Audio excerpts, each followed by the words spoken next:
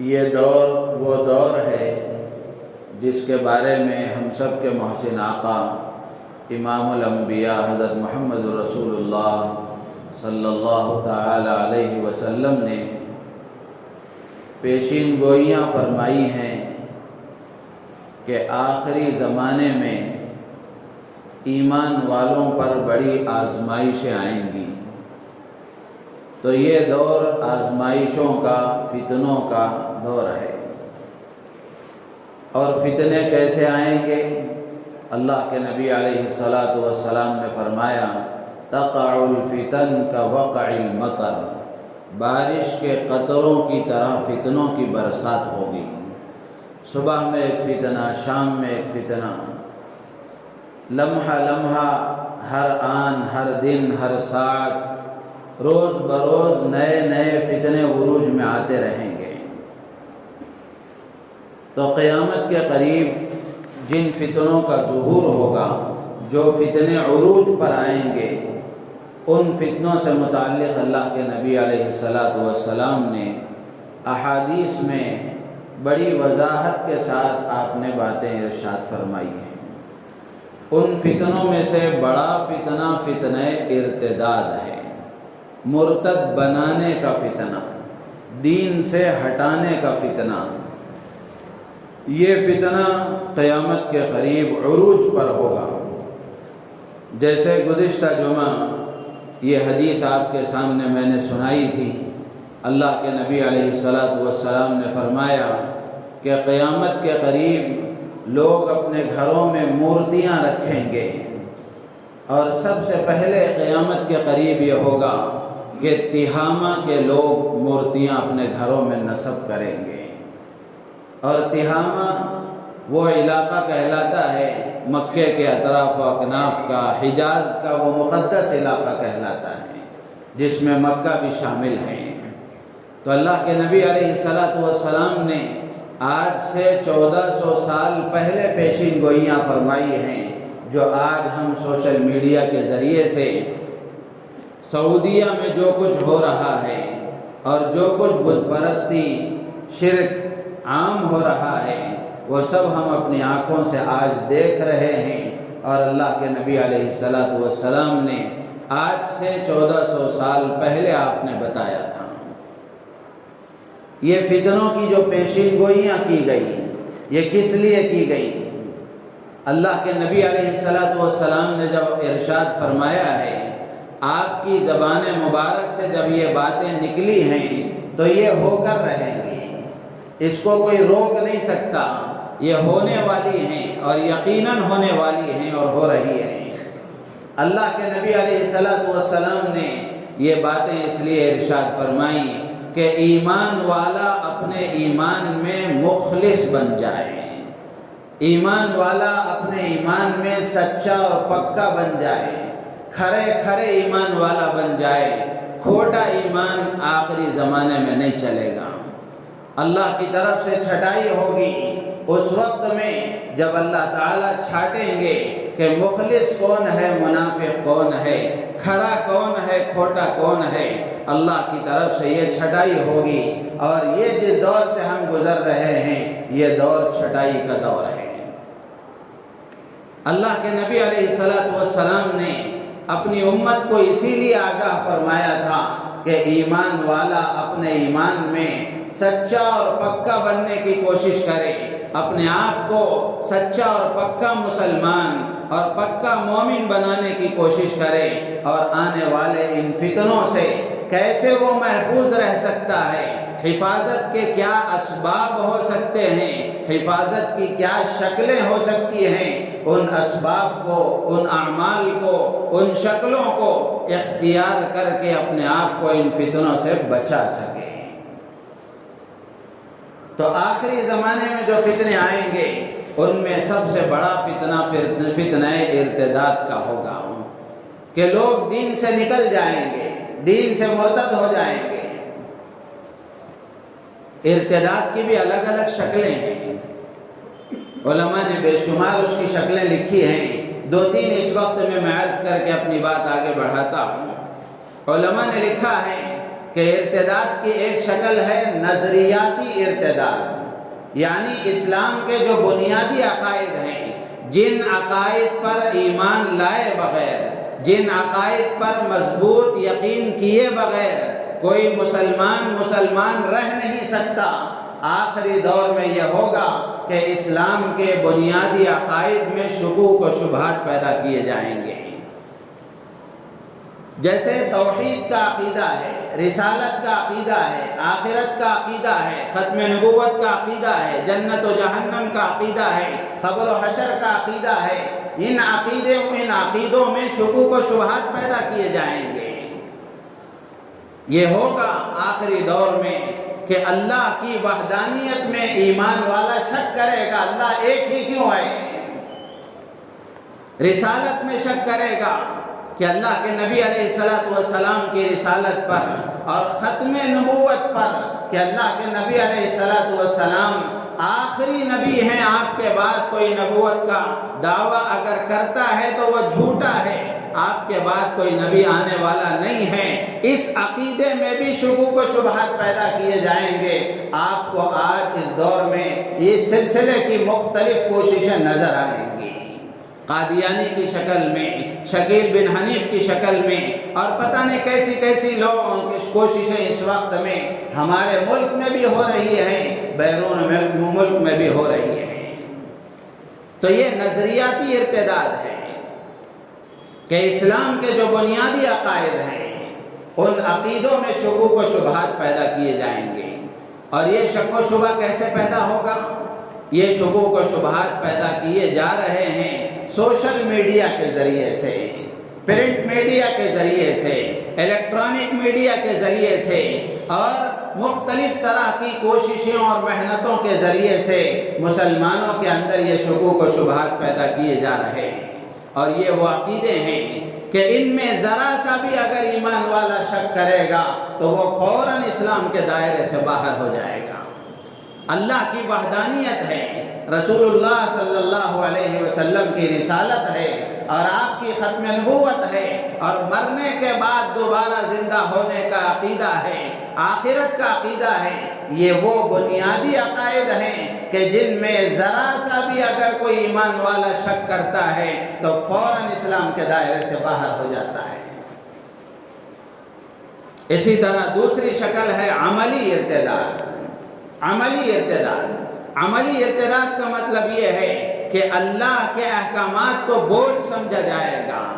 دین کے جو احکامات ہیں، دینی جو اعمال ہیں، ان کو بوجھ سمجھا جائے گا، اور بوجھ سمجھ کر اللہ کے احکامات کو چھوڑ کر رسول اللہ صلی اللہ علیہ وسلم کی لائی ہوئی پاکیزہ نورانی آسان شریعت کو چھوڑ کر غیر اسلامی طریقوں کو رواج دیا جائے گا، اور مسلمان اللہ کے احکامات کو چھوڑ کر دوسرے احکامات کے مطابق زندگی گزارے گا، خواہشات کے مطابق زندگی گزارے گا، اور دنیا جیسے بتائے، ماحول جیسا ہو، اور خاندان کے افراد جیسا کہیں یا معاشرہ جیسا کہے ویسے زندگی گزارے گا۔ یہ عملی ارتداد ہے، اور یہ عملی ارتداد آدمی جب اس میں مضبوط ہو جاتا ہے تو پھر یہی لے جا کر نظریاتی ارتداد پر جاتا ہے، پھر نتیجے میں آدمی ایمان سے باہر ہو جاتا ہے۔ اسی طرح تیسری شکل ہے سماجی اور ثقافتی ارتداد۔ ثقافتی ارتداد کا مطلب یہ ہے کہ اسلامی جو طور طریقے ہیں، اسلامی جو تہذیب ہے، اسلامی جو کلچر ہے، اس کو چھوڑ کر ماڈرن کلچر کو اختیار کیا جائے گا، مغربی تہذیب کو فالو کیا جائے گا، اور اللہ کے نبی علیہ السلام نے جو تہذیب سکھائی تھی، جو معاشرہ آپ نے بنایا تھا، مسلمان اس کو چھوڑ کر غیر اسلامی تہذیب کو، غیر اسلامی رسم و رواج کو مضبوطی کے ساتھ پکڑے گا، اس کے مطابق زندگی گزارے گا۔ جیسے مثال کے طور پر اسلامی لباس ہے، اس کو چھوڑ کر ماڈرن لباس اپنایا جائے گا، کھانے پینے کے طریقے ہیں، شادی بیاہ کے طریقے ہیں، خوشی اور غم کے منانے کے طریقے ہیں، ان طریقوں میں اسلامی کلچر کو چھوڑ کر غیر اسلامی کلچر کو، مغربی تہذیب کو فالو کیا جائے گا۔ یہ ثقافتی ارتداد ہے، سماجی ارتداد ہے۔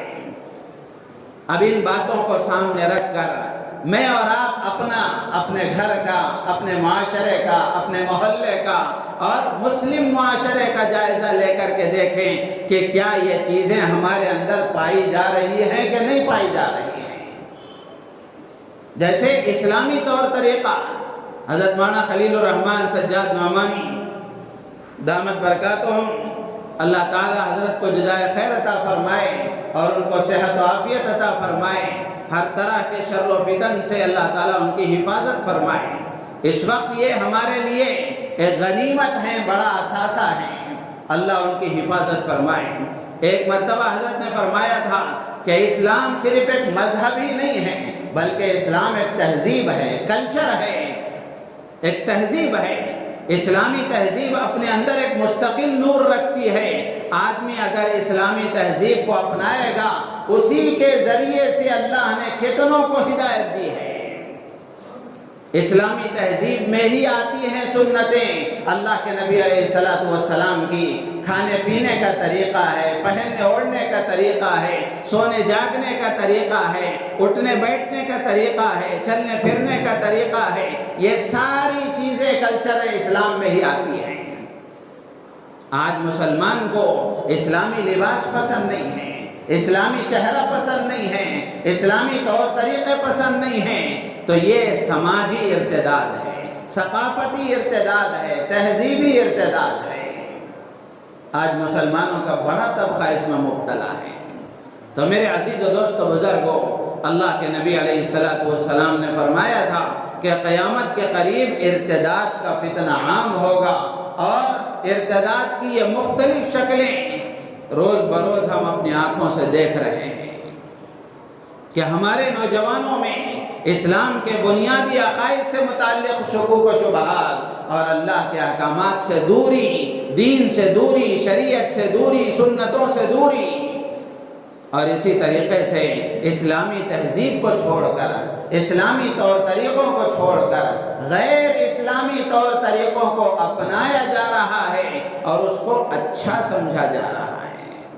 اسلامی طور طریقوں کو یہ کہہ کر چھوڑ دیا جا رہا ہے کہ یہ تو پرانی تہذیب ہے، یہ تو پرانے طور طریقے ہیں، اب تو دنیا ایڈوانس ہو چکی ہے اور پتہ نہیں کیسے کیسے طریقے وجود میں آ چکے ہیں، تو زمانہ جیسا چل رہا ہے ویسے چلا جائے۔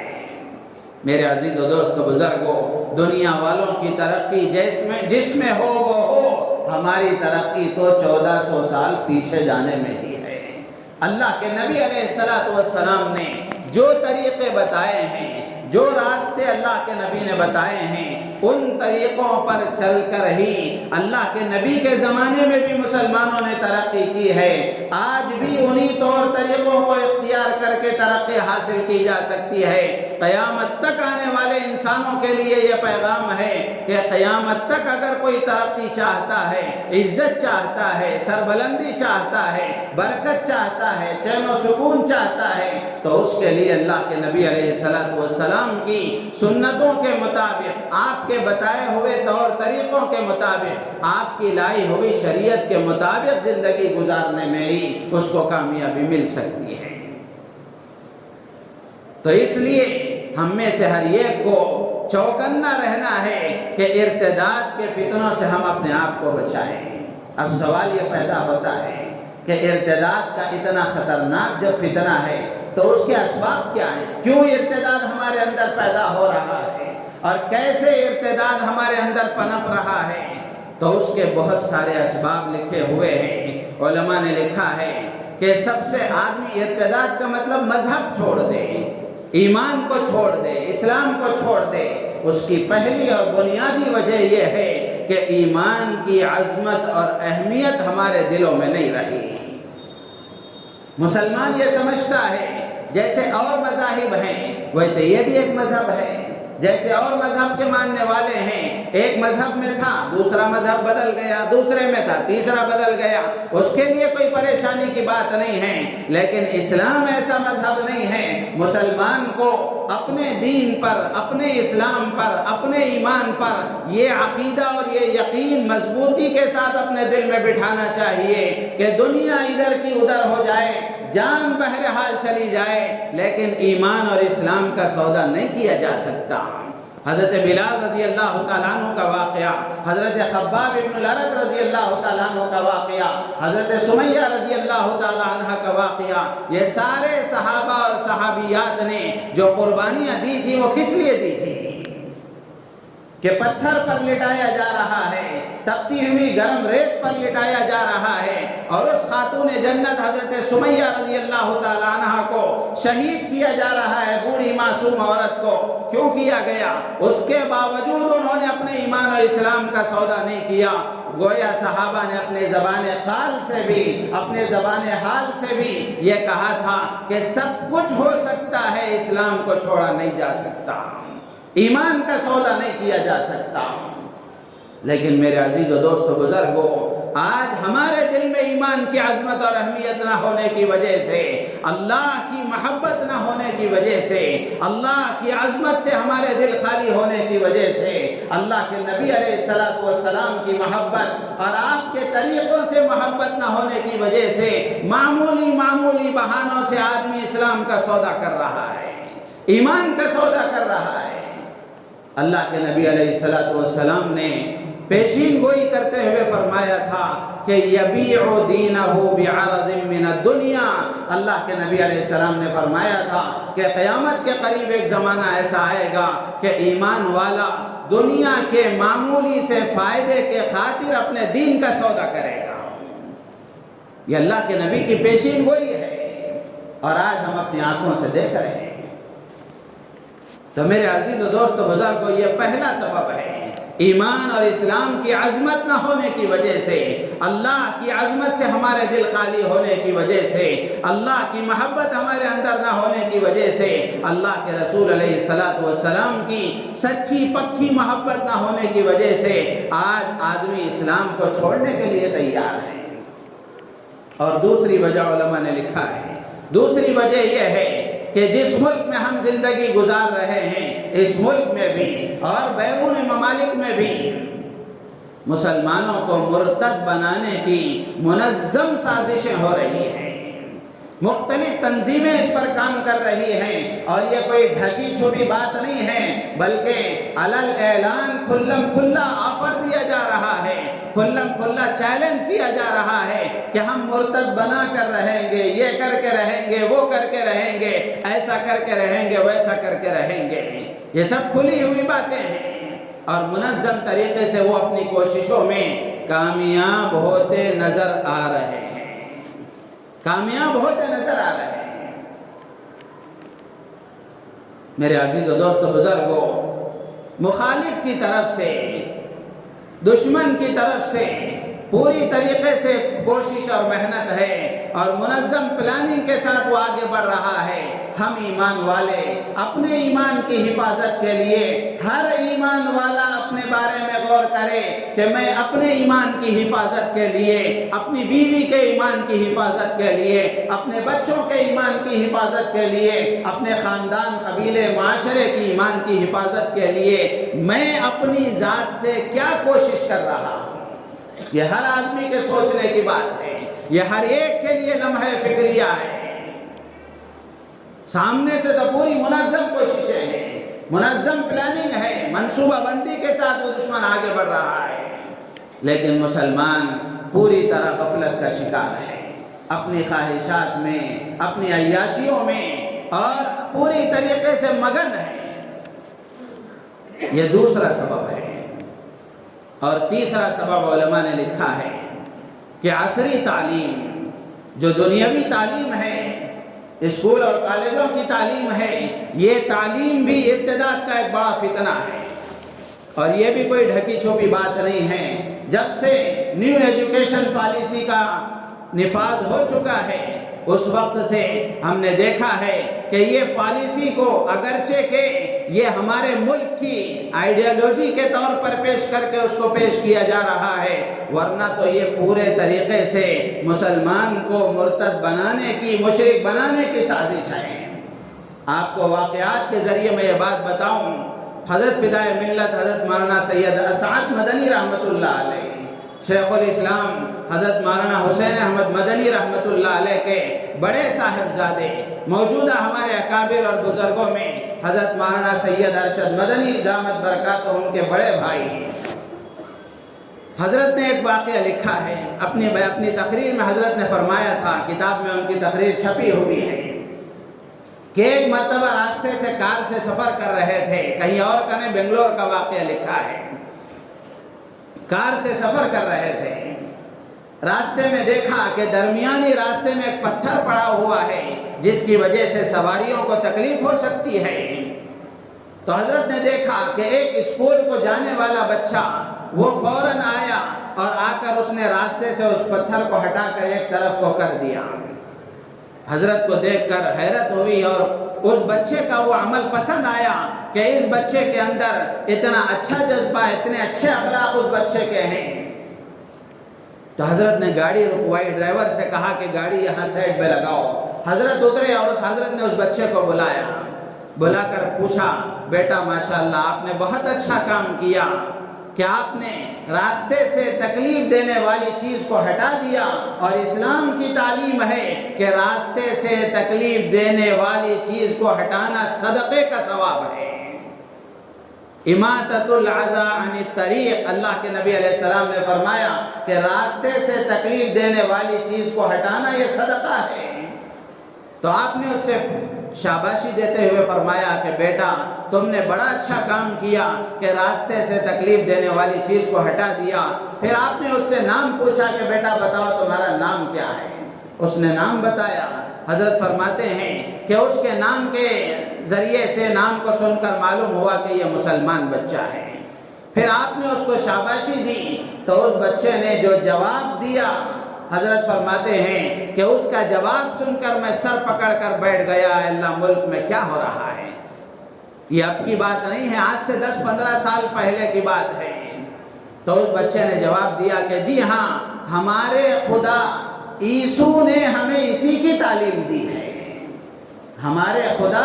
عیسو نے اسی کی تعلیم دی ہے۔ وہ کرسچن اسکول میں پڑھتا تھا اور روزانہ وہاں اس کو تعلیم دی جا رہی تھی اور اسی طرح کی اس کی تربیت کی جا رہی تھی، جس کے نتیجے میں ظاہر سی بات ہے ان کا عیسائیوں کا عقیدہ ہے کہ عیسیٰ کو وہ خدا مانتے ہیں، وہ مانے، اس سے ہمیں کوئی اعتراض نہیں ہے۔ لیکن ہمارے بچوں کے اندر یہ مینٹالٹی پیدا کی جا رہی ہے اور یہ زہر گھولا جا رہا ہے کہ مسلمان بچہ اللہ کو خدا مانے بغیر وحدانیت کے عقیدے میں تزلزل لا کر عیسیٰ کو وہ بھی خدا تسلیم کر رہا ہے۔ یہ عصری تعلیم کا اثر ہے اور عصری تعلیم گاہوں کی تربیت کا اثر ہے۔ مفکر اسلام حضرت مولانا عبداللہ صاحب کاپود روی رحمۃ اللہ علیہ گجرات کے بڑے علماء میں تھے، انہوں نے اپنا ایک واقعہ لکھا ہے کہ ایک مرتبہ ایک بڑے مدرسے، راندیر ایک علاقہ ہے، وہاں ایک بڑا مدرسہ ہے، دورے تک کی بخاری شریف تک کی تعلیم ہے۔ حضرت اس کے سالانہ اجلاس میں تشریف لے گئے، بیان کرتے ہوئے حضرت نے ایک واقعہ سنایا کہ میں نے ایک مرتبہ ایک اسکول میں یا کسی اسکول کے بچے سے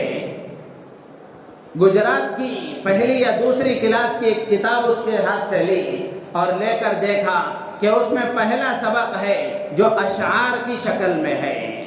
اشعار کی شکل میں ہے، جس کو گجراتی زبان میں کویتا کہا جاتا ہے، تو وہ اشعار کی شکل میں ہے۔ تو حضرت نے اس کو دیکھا کہ ایک سورج کی شکل تصویر ہے، سورج کی تصویر بنی ہوئی ہے اور اس کے سامنے ایک لڑکی ہاتھ جوڑ کر کھڑی ہوئی ہے، اس طرح اس پر تصویر بنائی گئی ہے اور تصویر بنا کر اس کے نیچے ہیڈ لائن یہ دی گئی ہے کہ میں اپنے آپ کو تیرے سامنے جھکاتا ہوں، میں اپنے آپ کو تیرے سامنے جھکاتا ہوں۔ تو گویا سورج کی پرستش کی تعلیم، سورج کی پوجا کی تعلیم اس تعلیم کے ذریعے سے دی جا رہی ہے۔ حضرت فرماتے ہیں کہ چھوٹے چھوٹے معصوم بچوں کے ذہنوں میں پتہ نہیں تعلیم کے نام پر کیا کیا ڈالا جا رہا ہے۔ میرے عزیز و دوست بزرگوں، جب اتنی منظم کوششیں یہاں کی جا رہی ہوں اور مسلمان خواب غفلت سے بیدار ہونے کے لیے تیار نہ ہو، اپنی نیند سے بیدار ہونے کے لیے تیار نہ ہو، اپنی غفلت سے نکلنے کے لیے تیار نہ ہو، تو پھر کیا ہوگا؟ وہی ہوگا جو آج ہم دیکھ رہے ہیں۔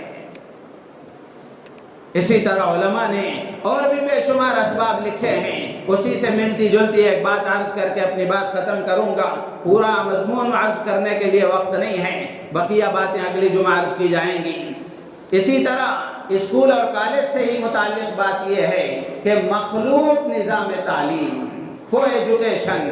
مخلوط نظام تعلیم، اور اسی طریقے سے مخلوط ملازمتیں، جہاں مرد اور عورتیں ایک ساتھ ملازمت کرتی ہیں، ہسپتال میں، بازار میں، کال سینٹروں میں، کالجوں میں، اور پتہ نہیں مالز میں کہاں کہاں،